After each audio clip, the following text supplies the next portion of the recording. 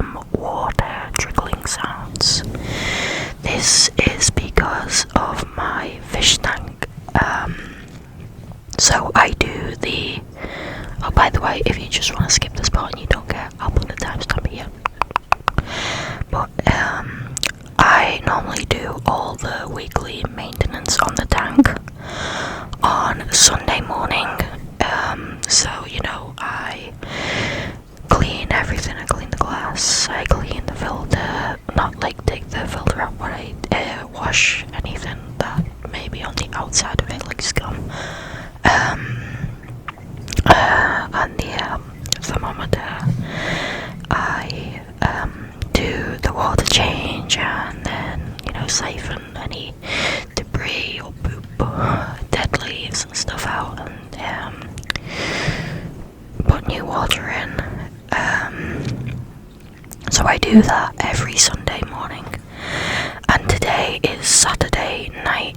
It is, I think it's about 10:30, maybe a bit closer to 11, around 11 o'clock now.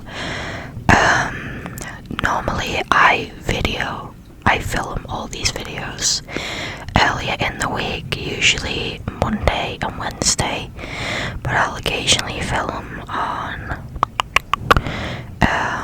a Tuesday or a Thursday dinner time, as my fiance works partly from home and partly at the office. So on Mondays and Wednesdays he's at the office, and so I get the bedroom to myself, and that is why I usually take those times to film. And then at lunchtime I usually get about an hour, maybe a bit more, to myself while he goes and does his other part-time job, which is only like, I guess it's actually closer to 2 hours long, which he does every day. The two jobs intertwined, so that's why he's able to do both. They are the same company. But I wasn't able to get a bit of a backlog of videos this week, as we had another bank holiday, and then I really wasn't feeling too good on Thursday when I was going to make this video, and then I just haven't had a chance. Friday, my fiance is always here all day, and I don't want to like kick him out of the room, because we live with other people right now, so I don't want to like kick him out of his own room. I mean, he's fine to leave and stuff. He was gonna leave tomorrow for me, so that I could record this. Yeah, so I was gonna do the water change in the tank, and then he was gonna leave tomorrow, and just sit in the living room for like an hour or so while I record. But he was spontaneously asked out to go for a few drinks by one of his friends that lives nearby, and he's just left, so I'm using this as an opportunity to make Sunday's video, or today's video, so that I don't have to like kick him out of his bedroom tomorrow morning. Well, tomorrow for me, it'll be this morning for you guys, if you're watching on Sunday.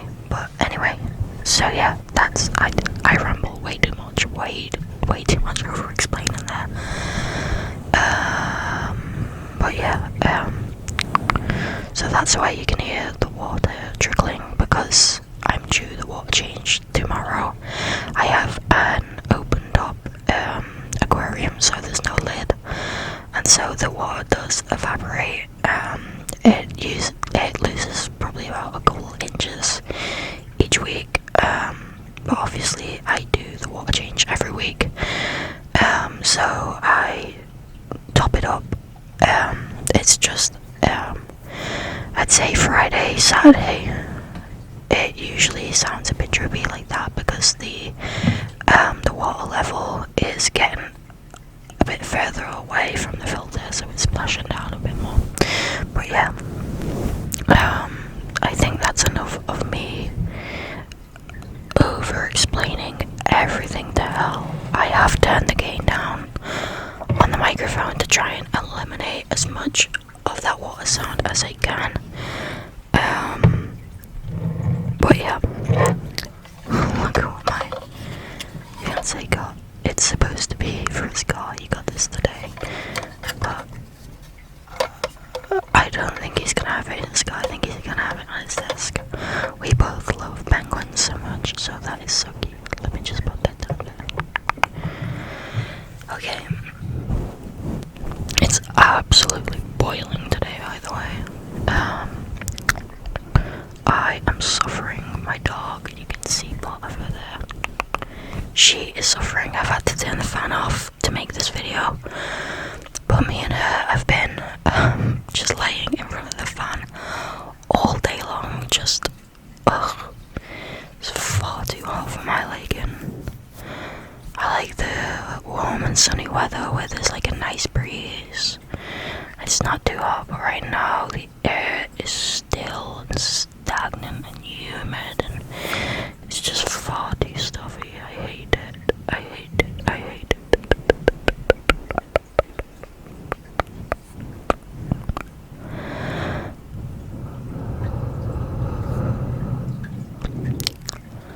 Okay. Also, guys, I have been buying a bunch of I'm getting those stories up, by the way. That's why I'm yapping. I'm getting a bunch of Pop Mart figurines, like blind boxes. It's been taking all my willpower to save them up. I've been getting one a week for a little while now, and I'm saving them all up because I want to make it like a big unboxing video. Like, I think that would be fun because I love watching the people unbox blind boxes on TikTok and stuff. So I thought I'd do an ASMR style one. There was a guy who did one unboxing a Labubu. Oh my god, off the top of my head I can't remember the channel name, but I'm gonna scour. Probably won't have to look very hard, and I'm gonna link it in the description along with his channel because that was really, really fun to watch. Okay.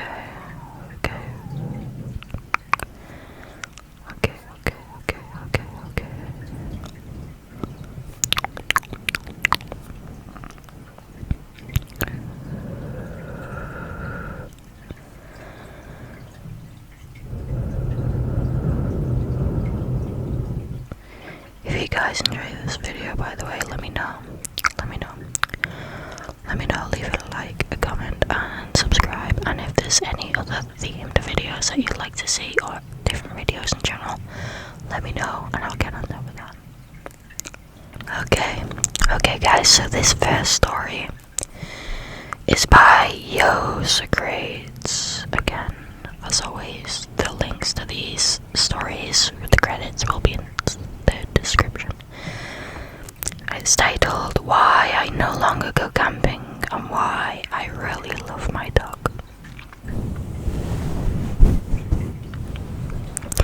To understand my story, you sort of have to know a tiny bit about trespassing laws in our country. In that we don't have any so long as you're respectful and non-destructive. You can walk over any hills you like, and in my case, camp on any beach of your choosing, so long as once you leave, the area is how you found it. I used to love camping when I was little.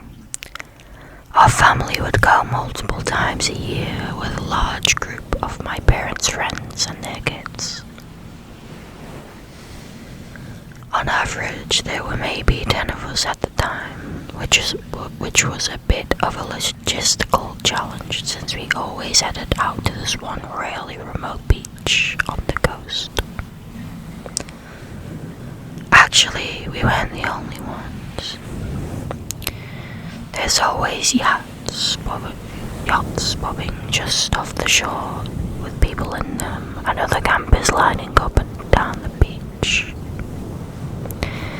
Most of them... Oh, guys. Sometimes my iPad just goes really dark for no reason. So annoying. Okay. Most of them also had children or teenagers, so it wasn't a wild party scene. It was very much an informal family holiday spot. There was even a small building with toilets and showers installed nearby, even though this was the middle of nowhere. I guess the local council must have figured it out and got sick of people being behind the bushes. We took a trip up in spring 2011. I'm really bad with time, but I know this because I got my dog in winter 2010 after picking her out of that November from the shelter as a birthday gift from my parents. As a birthday gift from me to me, as I paid her adoption fee. Reddit, I know you love dogs, and she will be very important to the story later on, so let me tell you a little bit about Parmesan. Parmesan came to me as a 6-month-old puppy who had been rescued from a dog-fighting situation. We're not entirely sure what breed she is exactly, but my best guess is a Lurcher/Staffy mix.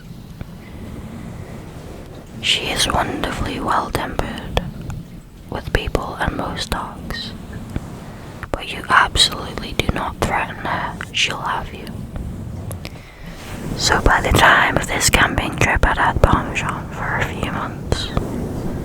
She'd never come camping with us before, but as far as my family are concerned, dogs go on camping trips. So when we all piled into the car, she came too. Usually, though none of the family friends could make it. Unusually, though none of the family friends could make it. So it was only me, my sister, my dad and my mum. I didn't mind, I wasn't that attached to the other kids. I'd rather play with my dog and I'd still have my sister. The drive took the best part of 6 hours, and because we'd left a bit later, although I don't remember why we'd left later than normal, we arrived at sunset. Not a good time to be building a tent, but we'd expected to ride to the other campers already set up and the beach illuminated in campfires. The beach was empty. Guys, my dog has been doing... I'm so sorry to interrupt, but my dog has been doing the most rotten farts all day, and she's just let one off. And it's foul, along with the warm air.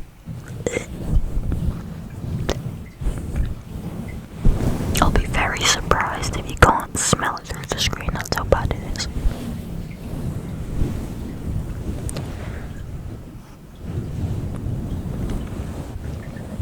In spite of this, my parents started taking our stuff out and trying to build the tent. They asked us to fetch some of the lighter bags from the boot of the car while they sat pointing a flashlight at the sand to see properly. I rolled down the window of the car for Parmesan before getting out. It was pretty hot for that time of year and I wanted her to have enough air. Always gotta be looking out for my fairy little homie. As we're fumbling about in the dark on a beach, in the middle of nowhere, it's pretty spooky. The one road that led to this beach was a circular, had a bridge over the water, meaning you could basically circle around the beach like a big O shape if you felt like it. I wasn't really paying any attention to the road. I was complaining I was tired, as kids are.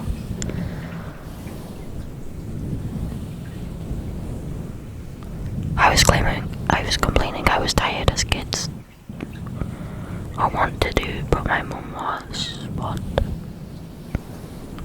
I have no idea what that means. I think it's written incorrectly, but I can't decipher it. Anyway, maybe 15 minutes of my dad trying to nail the tent into the sand. My mum's asking him, had he seen that car drive round? It's been a few times. My dad kind of shrugged her off. He sort of like that. I don't know if he said anything back to her, but after a few more minutes, a car pulled up next to ours on the road and someone got out. It was maybe 15 or 20 feet from the cars to where we were, and the light was pretty low, except for the torches. We weren't expecting to see anyone else out here at this point, and I think my mum said it must be the security. I don't know why a random beach would have security. I think what she meant was the Wildlife Trust or something, because they do occasionally come down to do their nosy about. The guy was walking pretty unevenly. He must have been drunk or high because he had that stagger to him, but there was absolutely no way this guy was sober, cool, a junkie. Not an unusual find, but it's rare to see them in the wild. As he walked into flashlight range, we realized he was carrying a large knife, maybe 15 inches. Although I was small at the time, so maybe my sense of scale was off.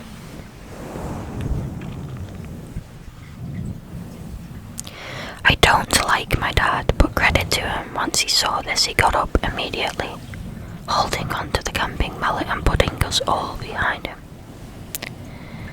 The man began to shout wildly at us that we can't camp here, and he was just letting us know. My dad tried to initially be a bit low-key with the guy and told him that was fine, we'd leave, but this didn't work. He kept coming closer to us, so my dad started shouting, and the man kept shouting back. My sister and I were crying. I remember shaking. I was utterly terrified, as I'm sure anyone would be in that situation. It really did seem like this guy and my dad were going to fight, and I'm going to be honest, I didn't fancy my dad's chances. Sorry, my neighbours are outside arguing. The neighbours on the right side of me are drunks, and they're always in the street arguing. Where were we? Okay, I'm gonna be honest, I didn't fancy my dad's chances. While it's grim to consider, I'm absolutely convinced he would have killed my dad and possibly us as well, once he was done. As I don't think my mother would have had the common sense to just run with us. I love her, but she's always put Dad and her relationship with him above us. That's bad in my opinion, I don't agree with that. I know this isn't an ideal, but yikes. Okay, where was I?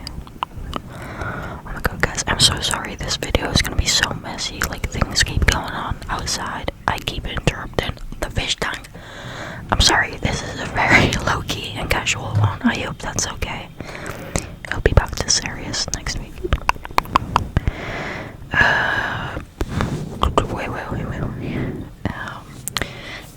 This isn't how it went down. A bolt from the black, like a wolf descending on its prey, took us all by surprise. Most of all the man with the knife. In that moment, Parmesan was the apex predator, large canines representing nature. She got him good by the arm and clamped down hard, ripping his jacket and shredding the skin underneath. He dropped the knife as it had been in the arm she had gotten by. He kicked her, punched her, and eventually got her off. He grabbed the knife from the sand and ran back to his car and drove off.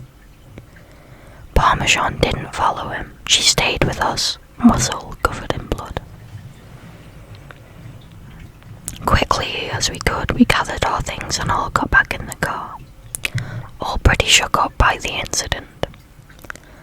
I looked Palmy over. She was okay, but the car's window was much more open than I'd left it. We think what happened was when the shouting started, she must have put her paws up on the gap I'd left for her, as it was an old car, and had the rolly down windows and not an electric button. We think she must have been able to hit it with her paws to force it down enough to squeeze out. This is not the end of my story. We were all pretty scared, and since we had the dog with us, we couldn't book into a hotel for the night.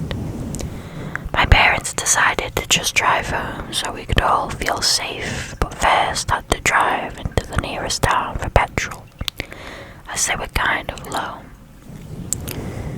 I spent the time trying to clean Palmy up a little. I'd always loved dogs, but what she'd just done for me blew my mind. As we drove into town, we came across a petrol station, but it looked closed. My dad drove up closer to get a better look and stuck his head out the window to get a better look at the side. My mum asked him what on earth he was doing, and he told he was trying to see when it opens. Never. My heart fucking sank. Parked in the corner, behind a van so we hadn't seen him at first, was the man with a knife.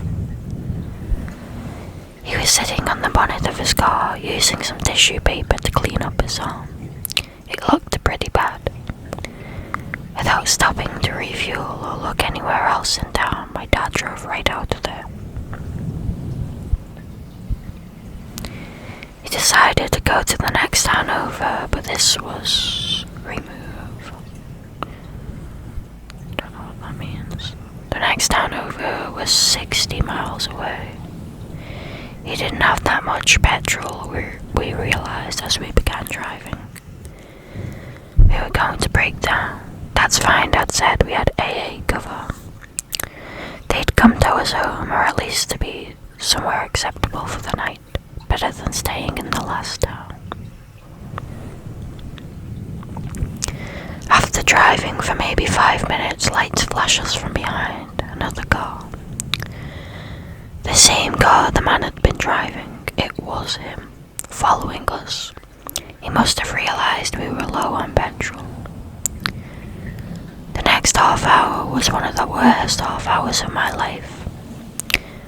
I had a complete and utter breakdown, as did everyone really. I could tell my parents were trying to keep it under wraps so it wouldn't upset us, but we weren't really little kids. We were both double digits. We knew how dangerous this situation was.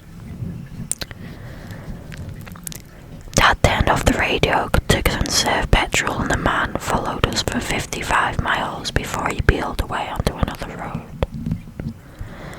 Our fuel meter was on the big red E for empty for the last 10 miles. We were driving on fumes.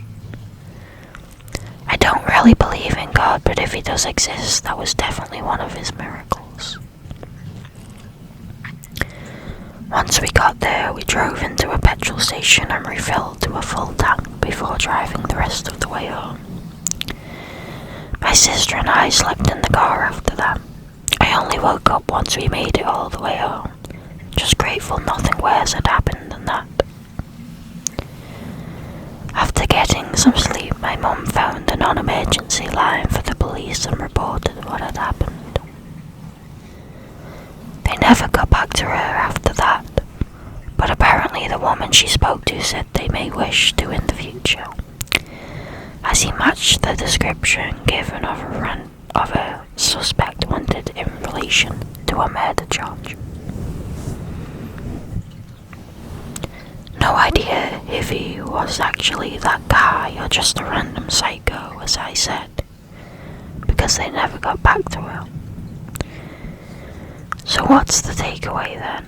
Other than that crazy man on the beach, let's not meet. Well, for me, it's that I love Palmy. She's still with us now, old as the hills and twice as grizzled as one of my mum's friends likes to joke. I don't know why she did what she did that day. I couldn't tell you what her thought process was. What I do know is that this poor puppy was born into an environment where they abused and neglected her, only to be rescued and taken to a shelter where her mother and siblings all found homes before her. Despite how badly people had treated her, when I took her home she forgave but never forgot. I think the saying is, never trust a person who doesn't like a dog, but I always trust a dog when they don't like a person. They have a very good understanding of the human body language, and I think she must have understood how much danger we were in. If you're able to, please adopt. You might find yourself in a situation like mine one day. I promise you, if you're willing to save a four-legged friend's life, they will pay you back tenfold if they're able to, without a thought for their own safety. I paid £78 for Barmy's adoption fee, which is a lot when you're a kid, but it chills me to my bones knowing if I hadn't been so insistent on a dog, I might be dead.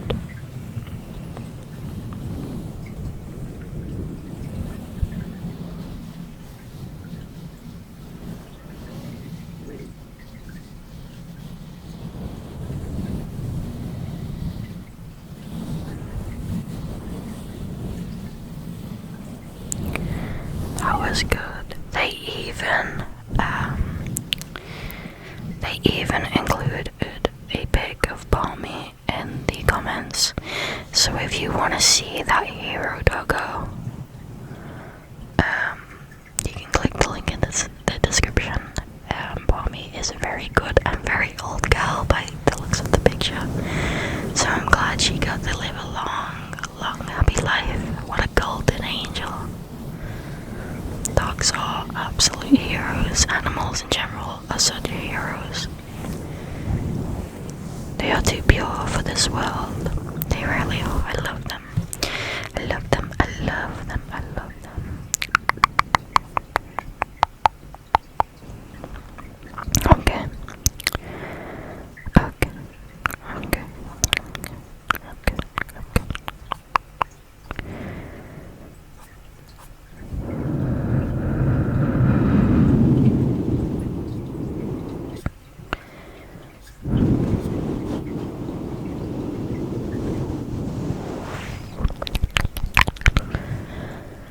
I saved a lot of different stories, so I'm going through to think of which one to actually read.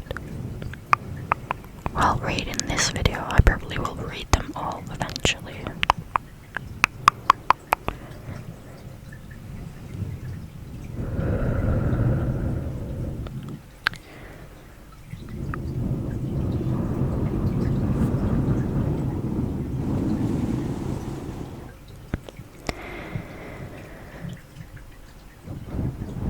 Okay, the next story is by the real Sakagawea, I think, and it's titled Camping Will Be Fun. Okay, so here goes. My husband and I went camping for the first time ever in Arizona as part of our long trip out west. I had picked out this really cool place that was on a mountain overlooking a beautiful landscape. It's next to a cliff and in a really isolated location.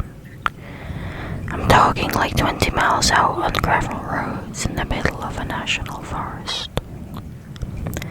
So we get there and set up our tent and hike a little bit and take pics of the surrounding area. We see a few cars parked around on two tents and decide to stop and talk to the other campers nearby, because we had heard that there was going to be a bad storm that night. These were 4 guys who were from Arizona, and they told us not to worry and that the storm didn't get that terrible around this area. That was all the persuading that we needed to stay. Later on, while walking a bit further down the campsite, we see a woman there with her dog and another old lady. We smile and wave and continue to hike down a bit further into the forest. Let me elaborate that because of the storm, we are one among maybe a total of 7 campers that decided to stay and withstand the night.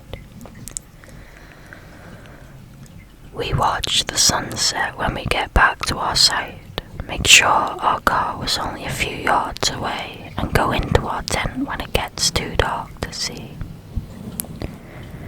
There are no stars tonight due to the storm clouds, and it hasn't begun to rain yet.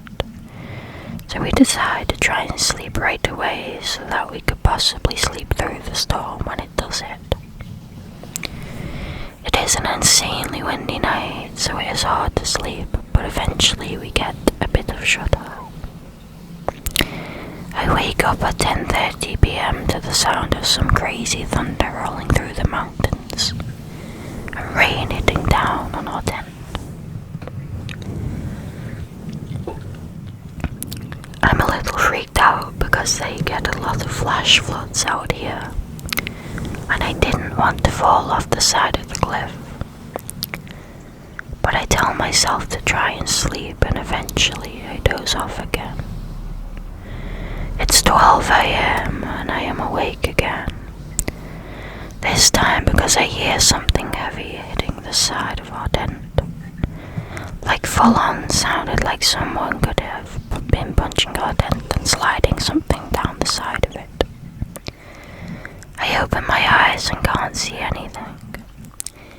It's completely dark, no light whatsoever. The sound continues every couple of minutes, and at this point I'm shitting bricks. Suddenly I hear footsteps right next to my side of the tent. They are slow but steady. I feel my entire body freeze up. I seriously start thinking about how this is it and I am going to die. My heart is beating so fast I am certain whatever is out there can hear it. Then, whatever it is lets out a deep sigh right on the opposite side of the tent.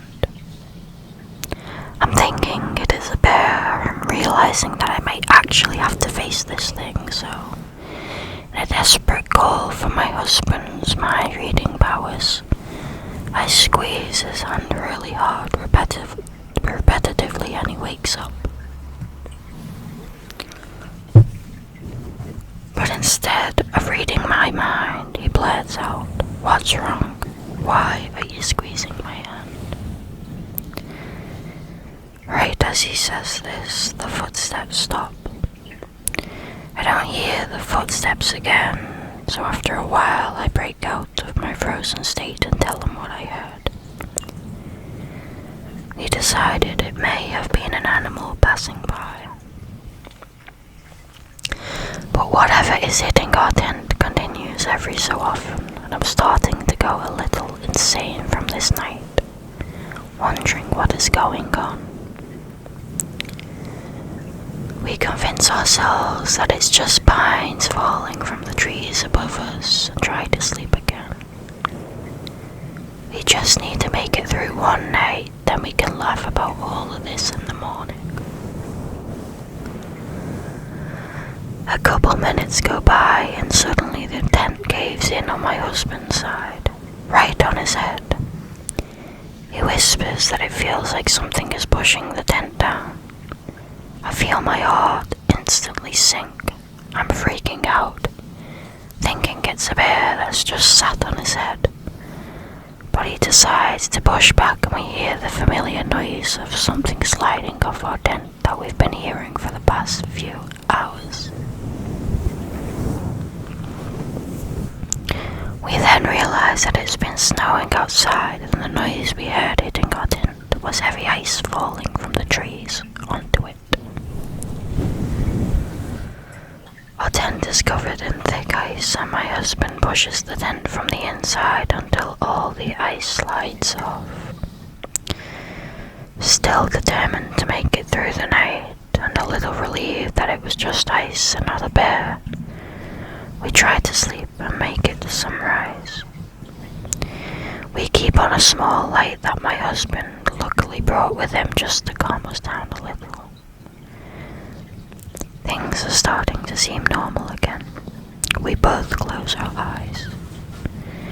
It's 3 a.m. at this point, and not even 30 minutes after we are settling down, my literal worst nightmare happens. Out of the pitch black night, we hear a woman screaming. We distinctly hear her say, "What the fuck? Oh my god, what the fuck?" followed by some other non-tangible words that sound something like help.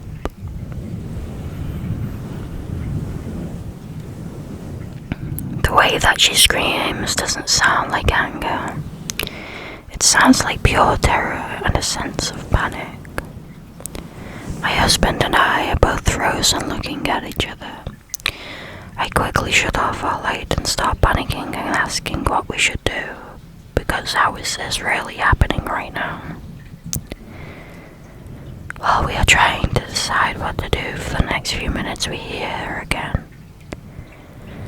But this time she is screaming, "No, no, no, no," as we hear a car speed off into the night.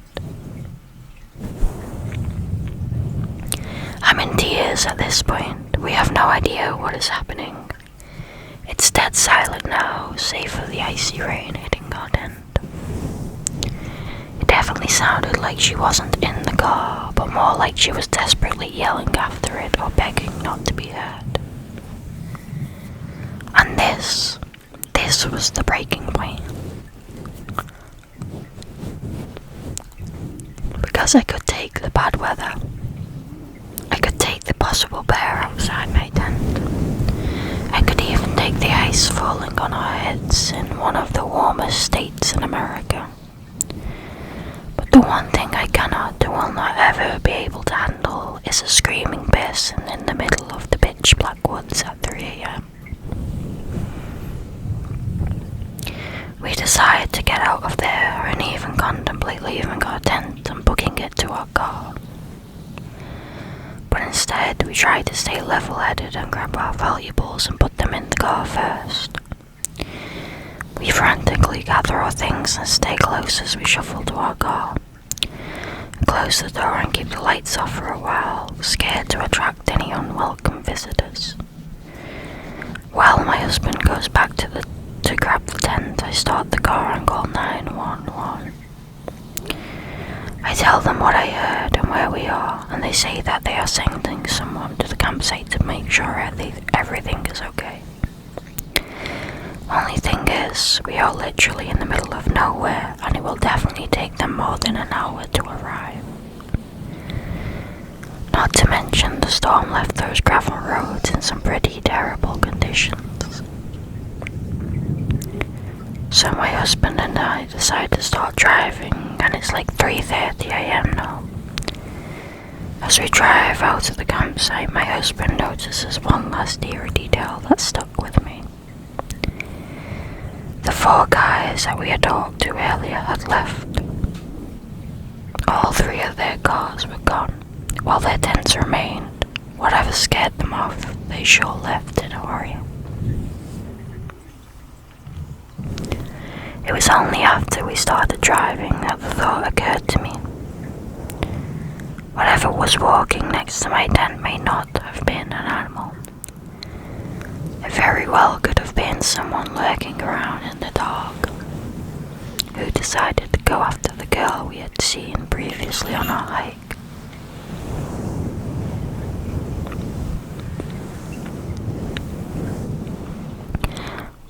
I'm not quite sure what went down on that lone mountain that night, and I hope that everyone got out okay.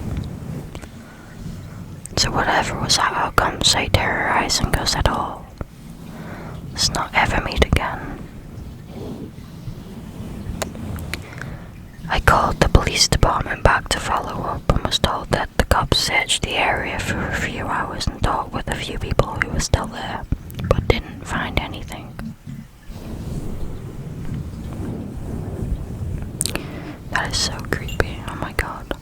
so scared.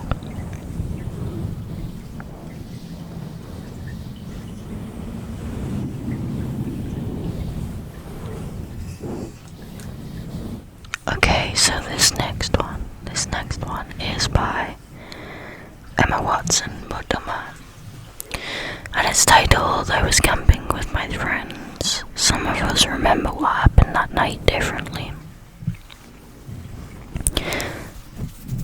The fire crackled softly as we sat in a circle, the darkness of the forest pressing in around us.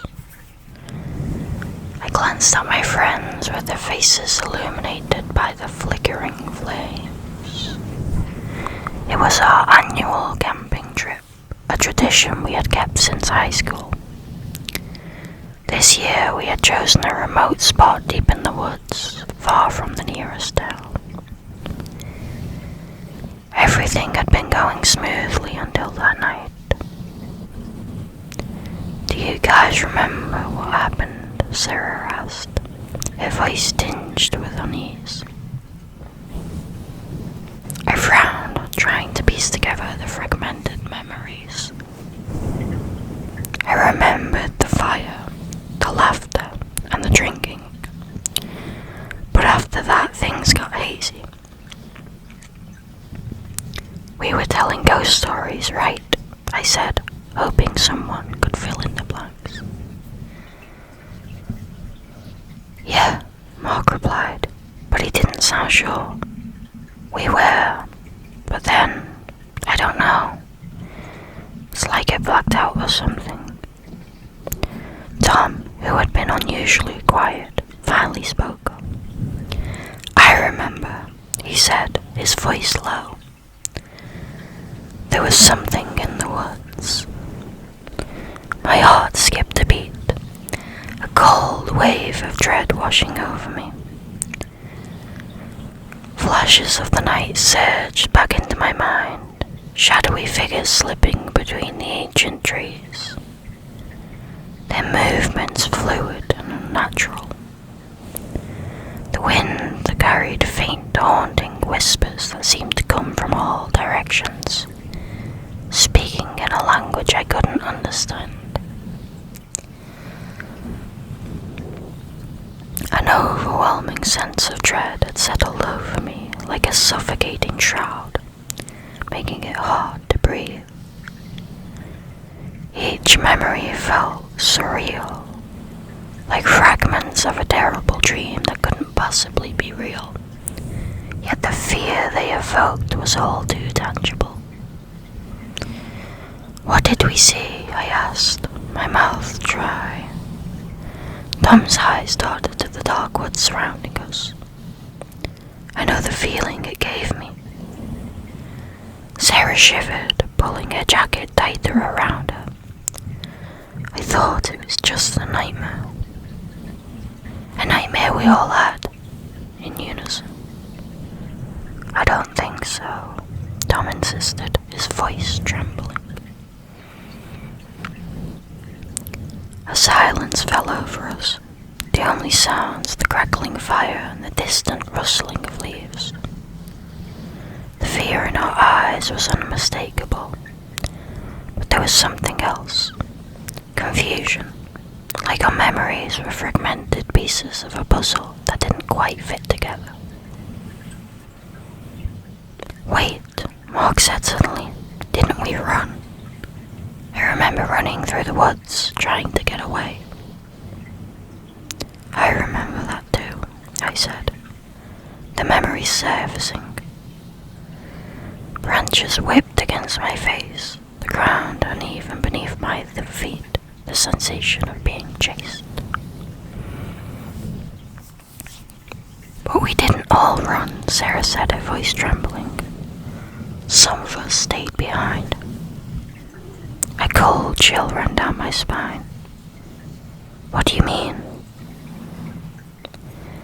I saw you, Jack. You were standing. Sarah's eyes filled with tears. I saw you, Jack. You were standing by the fire, talking to it, like you were in a trance. That's not possible, I said, shaking my head. I was with you guys. We all ran together. Tom's face went pale. No, she's right. I remember that too. You were saying something to it.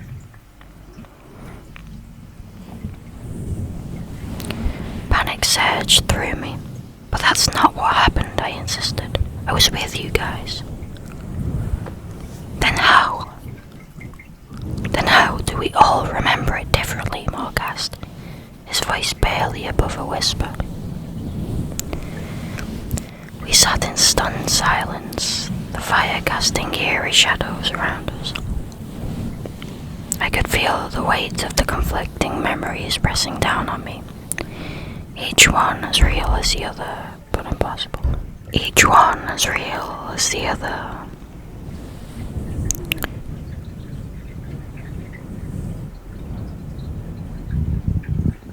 Each one as real as the other, but impossible to reconcile. Suddenly, a twig snapped in the darkness. We all froze, our eyes darting to the edge of firelight. A figure stood just beyond the reach of the flames, tall and unnaturally thin.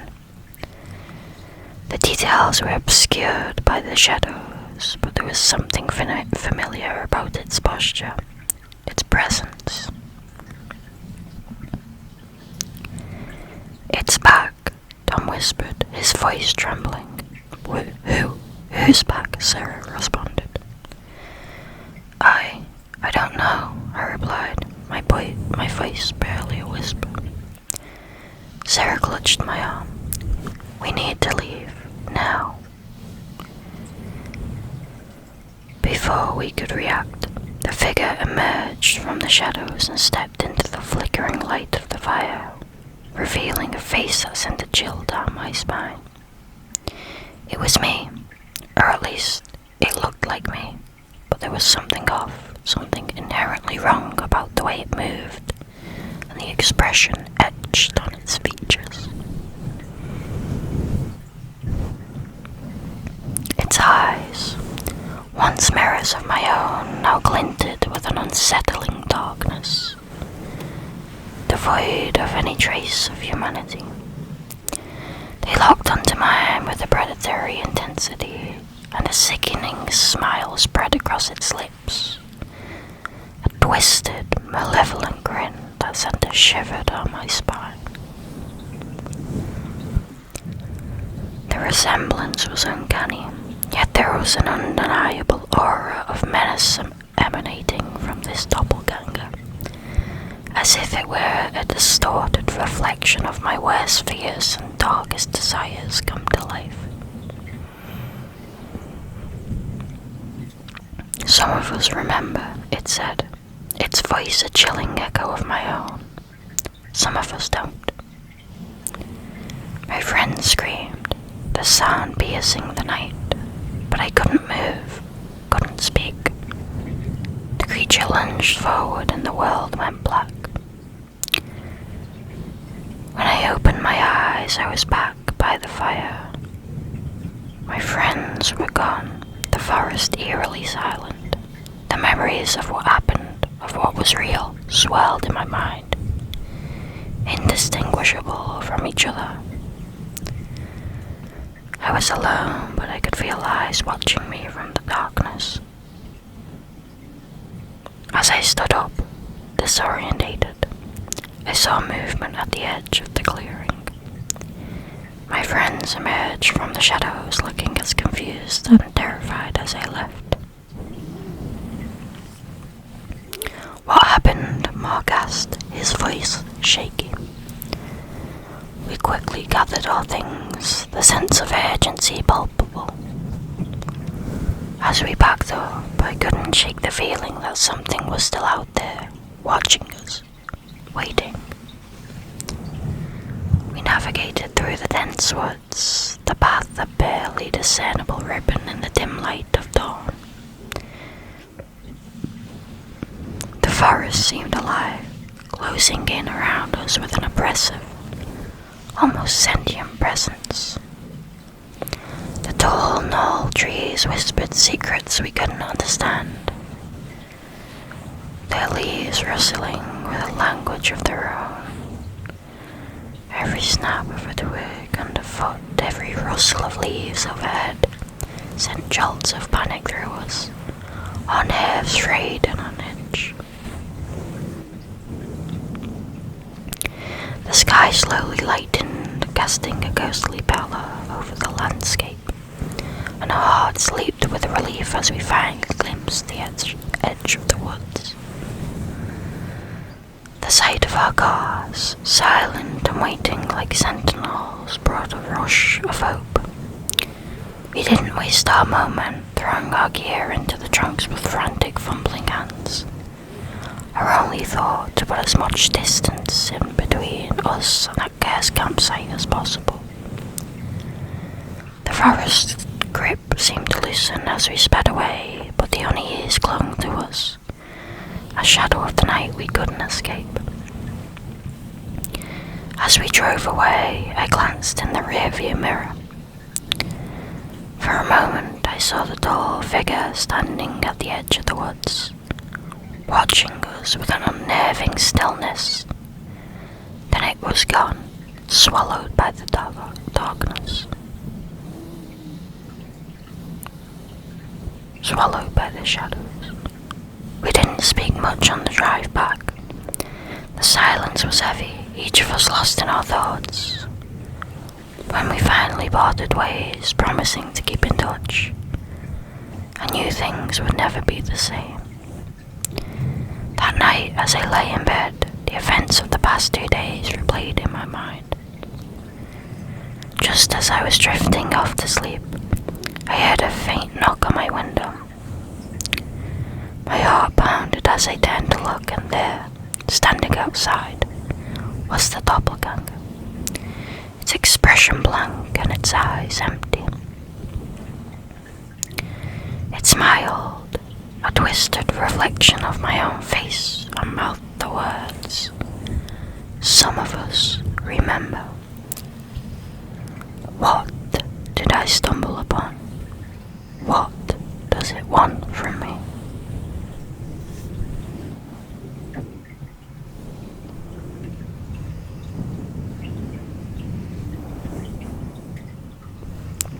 That was really, really good. I really, really enjoyed that story. I wish that there was a part 2 for it.